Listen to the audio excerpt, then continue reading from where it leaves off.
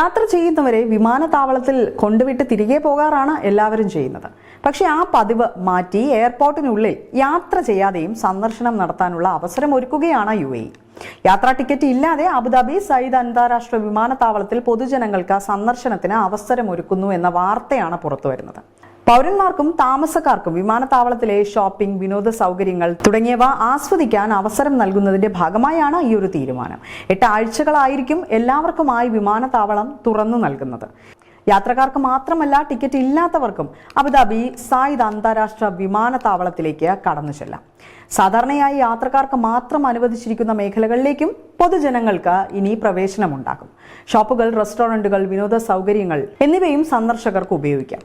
എന്നാൽ പ്രവേശനത്തിനായി സന്ദർശകർ മുൻകൂട്ടി രജിസ്റ്റർ ചെയ്ത് QR കോഡുള്ള ഒരു ഡിജിറ്റൽ സുരക്ഷാ പാസ് നേടേണ്ടതുണ്ട്. ഈ പാസ് വിവിധ ചെക്ക് പോയിന്റുകളിലും ഷോപ്പുകളിലും പുറത്തേക്കുള്ള കവാടങ്ങളിലും സ്കാൻ ചെയ്യുന്ന രീതിയിലാണ് ക്രമീകരണം ഏർപ്പെടുത്തിയിരിക്കുന്നത്. സന്ദർശനം കഴിഞ്ഞ് സുരക്ഷാ ബാഡ്ജ് തിരികെ നൽകേണ്ടതുണ്ട്. അല്ലാത്തപക്ഷം ഭാവിയിൽ അത് പ്രവേശനത്തിന് തടസ്സമായി മാറും എന്നതുകൂടി ഓർത്തു വെക്കേണ്ടതുണ്ട്.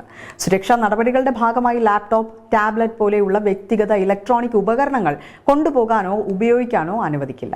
UAE ID ഉള്ളവർക്കാണ് പ്രവേശനമുള്ളത്. 18 വയസ്സിന് താഴെയുള്ളവർ പ്രായപൂർത്തിയായ ഒരാളോടൊപ്പം മാത്രമേ സന്ദർശനം അനുവദിക്കൂ.